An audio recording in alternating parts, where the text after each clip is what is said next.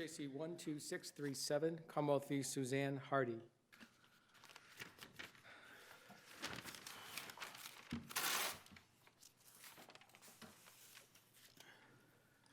Good morning, Your Honors. May it please the Court. Chief Justice Gantz, members of the panel, Chief Justices. I'm Marissa Elkins on behalf of Ms. Hardy. Considered in its totality, the only manner in which Ms. Hardy's conduct differed relative to each of the children in her care on June 20th, 2014 was not whether or not she used a safety restraint, but instead the manner and choice of the safety restraint used. To be clear, the Commonwealth's contention in this case is that a child's, Dylan's age and height, secured in a car seat using the manufacturer-provided safety restraint, but not boosted up a few inches in a booster seat, is at such a substantially greater risk of harm than the child boosted, that to not use the booster is reckless and wanton conduct, and that on the facts of this case, the difference of those few inches was the difference between life and death sufficient to be a legal cause of death. In the light most favorable to the Commonwealth, the evidence at trial supported neither contention. I'd like to briefly turn to the specific statute that mandates the booster seat. There are a few points about it that I did not raise in my briefs. To make sure I understand, Dylan was the child without any seat whatsoever, right? Dylan is a kid put in the back without any child seat at all, right? He was, what was required for Dylan was not a child safety seat, but a booster seat. It is different. It's different than the kind of seat that was required for Jace, the child that's... And Dylan had no booster seat. Dylan had no booster seat. Okay, and Jace had a car seat. Jace had a car seat. It was alleged by the Commonwealth that it was supposed to be rear-facing, but it was not. But Dylan was like sitting in the middle seat like an adult, right? He was just had a seatbelt on. That is correct. He had the safety restraint provided by the car. I'd like to briefly consider the Question, what was it that was thrown in the trunk? Which kind of car seat was thrown into the trunk? That was a booster seat. Oh, the booster seat that he could have used. Well, it was a booster seat that would not, the evidence at trial fairly showed would not reasonably fit in the car. We're not disagreeing that there was a conscious choice made to not use that booster seat in light of the... Evidence it could have fit in the car? The Commonwealth at trial used its accident reconstructionist to perform a sort of experiment of sort. And in order to make that booster seat work in the kind of car that Ms. Hardy was driving that day... What kind of car was that? It was a Honda Civic, I believe a 2007. But it was a later model Honda Civic. It's a small car. In order to get the booster seat, all three of the seats required by the law in, Trooper Sanchez had to remove the back of both that booster seat and the booster seat that was on Landon's seat, raise the car seat up, and it was not clear in the evidence that he was not able to use the latch system that secures a booster seat in it. In other words, he took... This is a light most favorable to the Commonwealth here. So we have to take in the evidence in the light most favorable to the Commonwealth, as we must. The booster seat could have been used, and the grandfather actually left it. The evidence is that the grandfather left it for the defendant. She had it in her hand, looked inside, and then put it in the trunk, right? Well, I would suggest that in the light most favorable to the Commonwealth, that the specific manner and only way in which that booster seat could have been used was to compromise a number of the safety features that come standard on that. It would have involved removing the back from both of the booster seats that Dylan was using and Landon, raising the arm, and it was not... The point of the booster from the testimony is to obviously boost, to raise the child up so that the restraints that go across the body are in a position to be optimized, right? So they're not, I forget if it's on the clavicle or more center mass, right? That is, yes. I agree that is a fair, like Trooper Sanchez's testimony to that extent, that is a fair general description of the mechanism by which the booster seat works. It is an opportunity, though, to talk about causation. The Commonwealth here has made this argument that that you can put together a number of arguably culpable pieces of conduct and make a whole cloth that is recklessness. Now, that goes to the element of reckless and wanton conduct. I'll come back to that. But the causation analysis resists that kind of aggregation. Specifically, if you think about, the analysis always talks about links in the chain of events.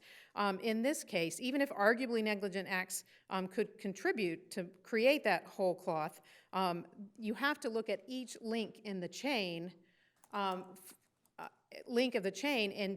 that is arguably culpable, regardless of whether or not it is culpable, and find that it actually was a cause of the death. In this case, the Commonwealth has argued that I didn't understand that. Could you say that? What did you say? Even for arguably culpable, each individual link of the chain has to be, what? The Commonwealth has to prove beyond a reasonable doubt that it is an actual efficient cause of the death. It is not the case. But each link in the chain has to be in itself. In and of itself has to be, it's a separate analysis as to whether or not it is a cause, than whether or not that link in and of itself is what degree of culpability it is. In this case, the driving was, though the Commonwealth spent a great deal of time in its brief trying to characterize it as reckless, was no more than negligent, and clearly so. That's reflected in Judge Carey's decision to require out the finding of reckless endangerment as it related to Landon, and the jury's acquittal of Ms. Hardy relative to Jace, because the only conduct that was common across all three of them was the driving. If that driving alone had been reckless in any way, it would not have been appropriate for Judge Carey to require out what he did, or for the jury to acquit as they did. That leaves, in reference to the only two counts that we are charging, or we are arguing were insufficient, the manslaughter and the reckless endangerment. Sorry, can I just make sure I understand? You're saying that because she was acquitted as to Jace, the driving, not that it wasn't negligent, but it wasn't the cause? No, I'm saying that it wasn't, I am saying that it wasn't reckless. We are not contesting that obviously the car accident and any of her conduct relative to that, whether it was negligent or not, was a cause in fact. What I am suggesting, though, is that when you distill back to the individual pieces of conduct that must be analyzed here, that the crucial piece in the chain of causation is the booster seat. In this case, Trooper Sanchez opined generally about how the safety restraint with the booster seat works. It was, as Justice Gaziano described. At best, his testimony about the general mechanism needed to be paired with a medical expert's opinion, specifically tying the restraint, the specific forces of impact in this crash, and Dylan's specific injuries to make the connection that would have proved causation. Dr. Hull was very clear that she had not examined the actual car seats or safety restraints, had made no opinion about whether or not the efficacy of the safety restraints that were used made the difference between life and death in this case. She was unwilling to speculate on cross as to that point. She was asked pointedly this in relation to Jace, so she was not as specific about it relevant to Dylan, but she was very clear that she had no opinion to offer about the nature of the injuries, these specific injuries, and the mechanism by which the safety restraints were used. Conversely, when you look at Trooper Sanchez's testimony, when he was crossed about Dylan's specific injuries, he understood them only very vaguely, and he did not. He made his conclusions without the ME report, and when he wrote his report, and his understanding of Dylan's were, by his own words, gleaned from the medical records. I'm back to Justice Gaziano's point, which was we're reading this in the light most favorable to the Commonwealth. You really don't think we've got, I mean, we have, I understand we have multiple things need to combine to create death here, right? We have the driving, whether it was negligent or not. We have putting this child into the car without any car seat. We have the expert testimony about the death. Those can't combine to create, multiple acts of negligence can combine to create recklessness, can't they? Your Honor, the Commonwealth has certainly argued that, as I said, Lansky is saying that's an example where you've got locked doors and bad, I can't remember, bad wiring and so other stuff. They have multiple acts of negligence. Sort of the classic case of involuntary manslaughter is that kind of accumulation of negligence, isn't it? it certainly is the bellwether case in Massachusetts and that which our language mostly derives from. What I would suggest is that Wilansky and other cases like it stand for the proposition that to some degree, multiple acts of arguably culpable conduct may be aggregated to reach a point where reckless intent can be inferred.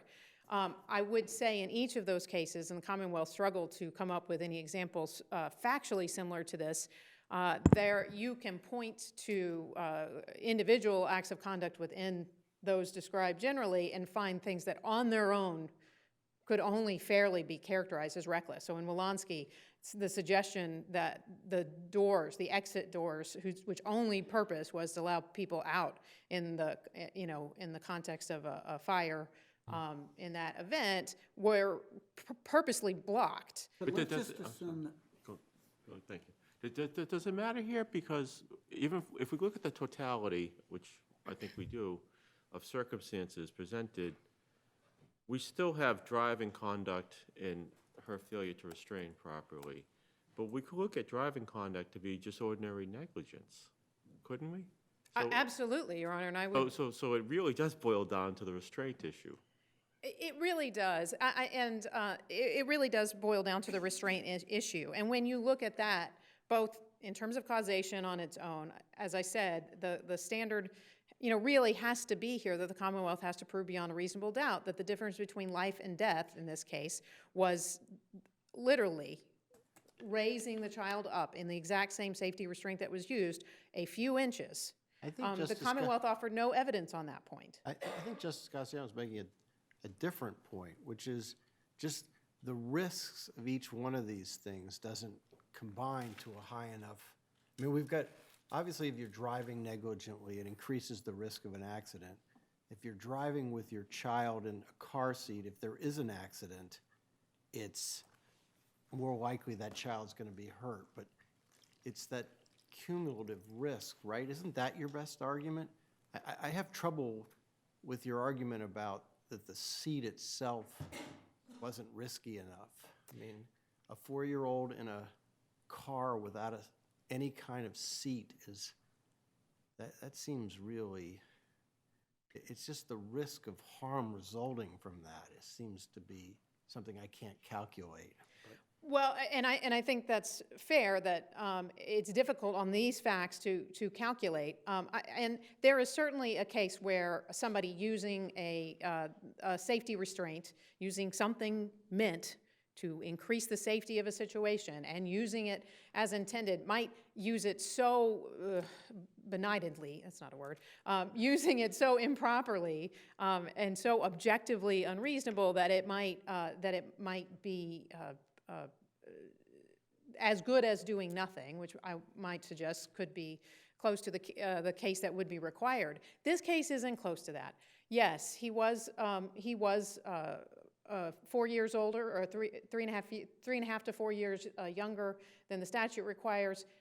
He was some number of inches shorter than the statute requires. But the Commonwealth has a burden if they're going to suggest that that is so objectively unreasonable and apparent that any reasonable person would have seen it, or in the case of reckless endangerment, that You really think that anyone thinks a 4-year-old should be put in a car without a car seat? I get the fact that one of the car seats should have been turned around or something. I'm sure we all make that mistake. But to put a kid into a car without a car seat, that seems objectively, certainly grossly negligent. I don't know if it's Well, recklessness. But you hit on it there. Grossly negligent. This is a question of, I think we would concede that it's obviously not the best course of action. It is not, it You're not runs. suggesting that she wouldn't be guilty of negligent homicide, are you? No, not at all. And in fact, Just focused on the manslaughter charge regarding Dylan.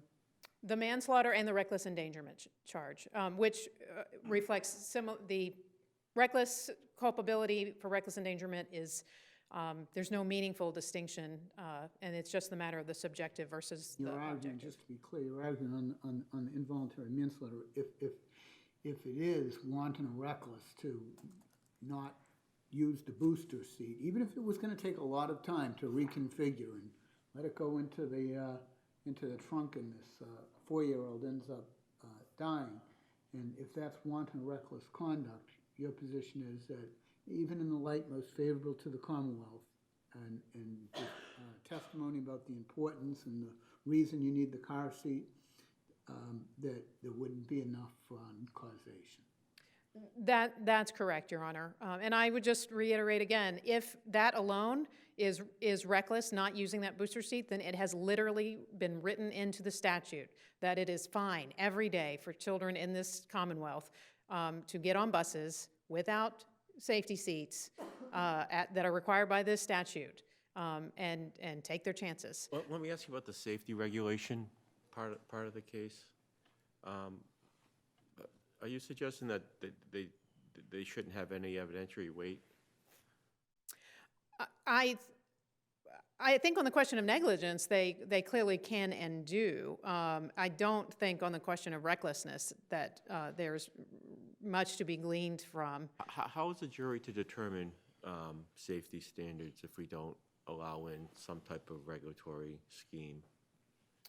I'm thinking, construction accidents, a regular jury is not going to know how to shore up a trench, for instance, or something like that, or how scaffolding is held together. We need to give jurors information about what is reasonable and what the standards of care are, don't we? Sure, absolutely. And in this case, the Commonwealth had the opportunity to present its best evidence in the form of Trooper Sanchez's, but they didn't make that connection between the particular facts in this case and how the safety law, the regulation, specifically applied in this case. There still is an obligation. On the question of negligence, maybe you get closer just by raising the fact that there was a violation of a safety regulation. But reckless is more culpable conduct, and we don't punish that absolute, both the knowledge, objective or subjective, depending on reckless versus manslaughter. So you don't quibble with the evidentiary use of the regulations. Obviously, you have a big problem with the sufficiency as applied to your client.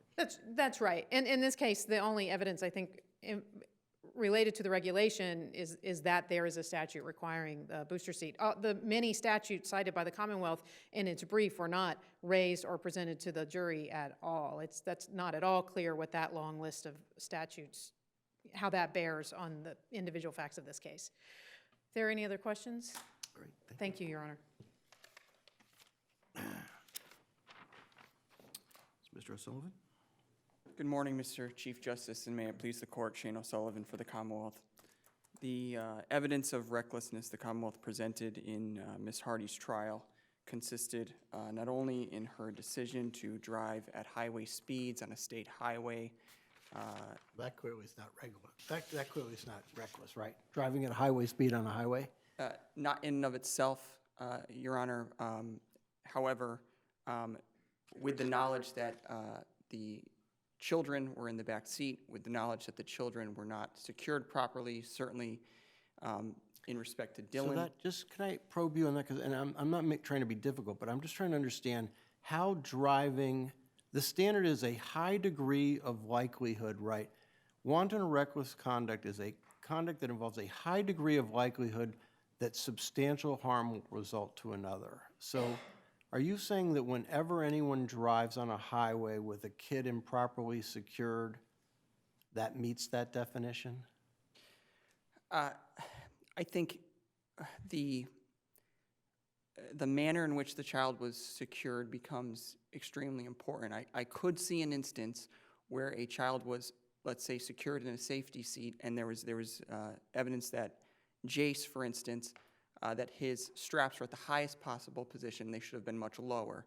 Now, I could see an instance where Jace, if he were in the child safety seat, if the straps were maybe closer but not at the optimal position. What I have trouble with is the high degree of likelihood that substantial harm will result. I don't know what that exactly means, but it's, you know, I mean, certain things we know are, you know, you fire a gun into a crowd, you know, there's a high likelihood that someone's going to get hit. You know, most times you drive and you don't get in an accident. So I'm just trying to figure out how this works.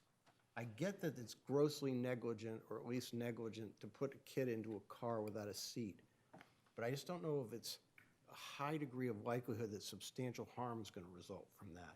Oh, well, I would say that the Dragota case talks about harm being a probable consequence of the defendant's election to run the risk. The Commonwealth would argue, and I think we argued in our brief, that anytime you get behind the wheel of a motor vehicle, and I don't think it's controversial to say this, that anytime you get behind the wheel of a motor vehicle and get on a public road, there is an ever-present danger. When you then go onto a highway at highway speeds, I also don't think it's controversial to suggest that the danger is increased in that instance. You charged Jace, right? And the defendant was acquitted on Jace, correct? Acquitted of the manslaughter, I believe. Right, so the Commonwealth's theory, at least, was with respect to Jace, the fact that it was ill-fitted was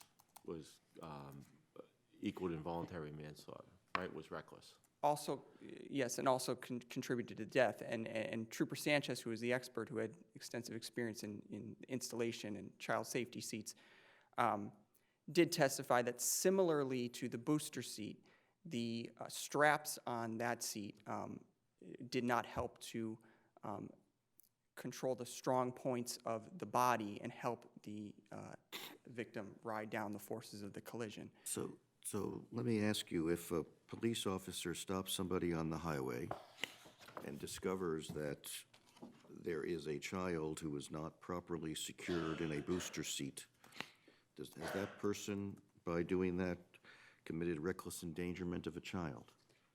It would be dependent on the driving behavior, I would say. Let's assume the driving behavior is ordinary driving behavior. Well, that's a much closer call than this case. Well, I mean, the crime of reckless endangerment does not require there to be a death. So was it your position that once she put Dylan in that seat, that she had thereby committed reckless endangerment of a child? I would contend that once she put Dylan in that seat, once she chose to drive at highway speeds on the road that she did, I believe there could be a finding of reckless endangerment of a child. But certainly when she then made the unsafe lane maneuver that she made and failed to brake at any time, at that point, that driving behavior at highway speeds with the unsecured child, the Commonwealth argues, conclusively establishes the reckless If the child had been properly secured and she had engaged in the same driving behavior, would you say it rises to the level of reckless endangerment? Again, it becomes a closer case, and I would have to review, because there are some cases that I believe I cited in the brief that talk about driving behavior and the standard of care and when it reaches the level of recklessness. So I'd have to review those. I think if the child is completely and properly secured, I would say that's a closer call than if the child's not secured. This driving behavior, incredibly tragic. And we can see, obviously, everybody can see that. But this driving behavior is nothing other than ordinary negligence, right?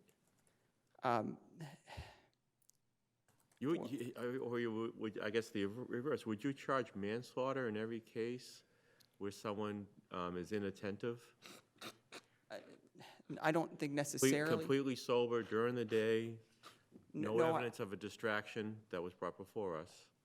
I don't think necessarily inattentiveness alone.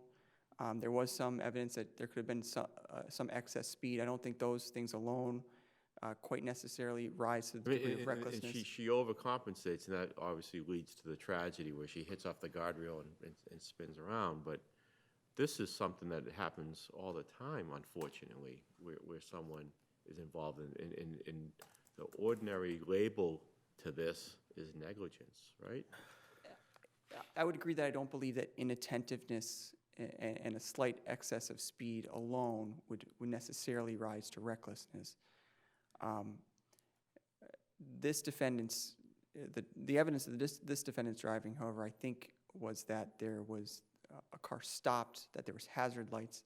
It was there for approximately 30 seconds to a minute. So if the car seats were fine, I think this is the chief's question, would you have charged this as a manslaughter?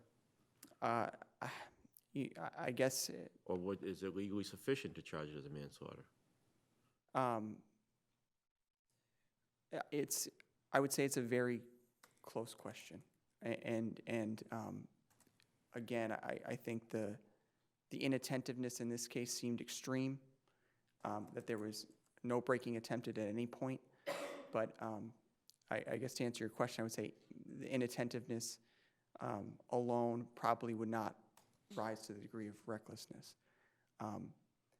However, when the children are involved, and the children being completely and improperly secured by any interpretation, we would argue that at that point the risk that the defendant decided to run was one in which substantial and probable harm. Could you Can I go ask over the you- driving?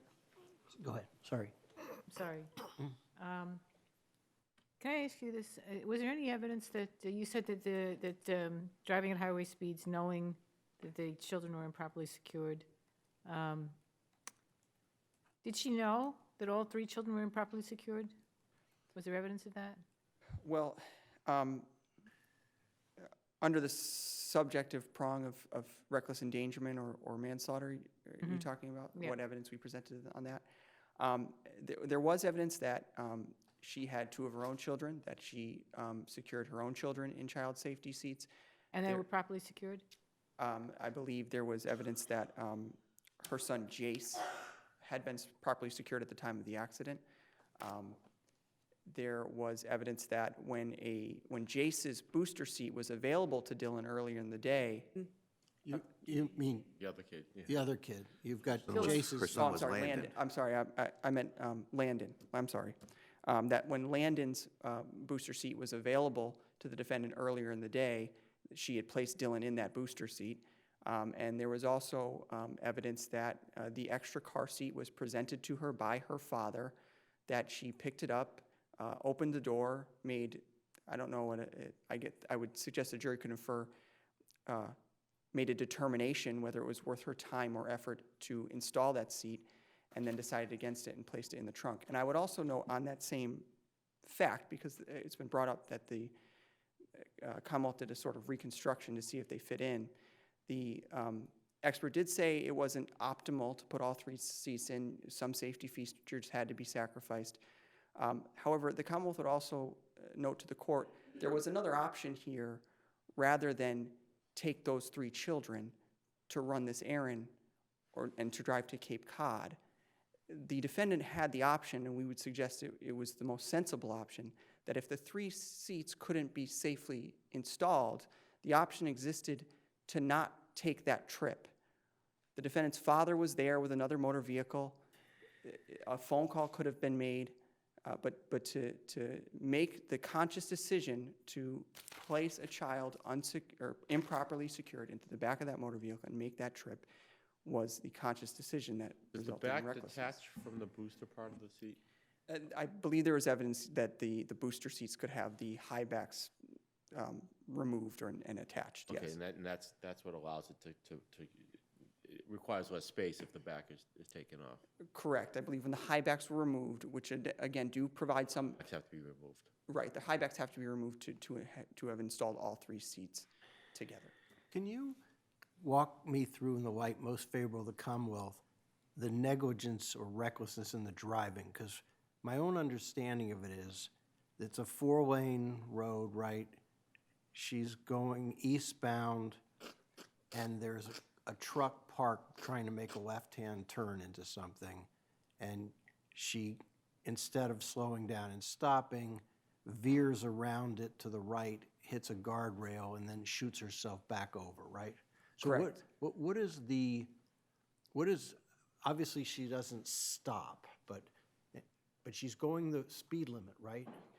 There's evidence she was going the speed limit or slightly over, I think was. Okay, I'm could have just been trying to inferred. understand from your perspective, give me the most, again, from the Commonwealth's perspective, what's the most negligent parts of the driving thing? I mean, we don't have sort of the classic, she's drinking, or there's a dog distracting her, or she's texting, but what do we have here? Sure. So there was evidence that it was a clear, sunny day, that there were no weather obstructions, there were no obstructions on the roadway other than that stopped motor vehicle. There was evidence that the motor vehicle was stopped there for some time, so it would have been visible to her.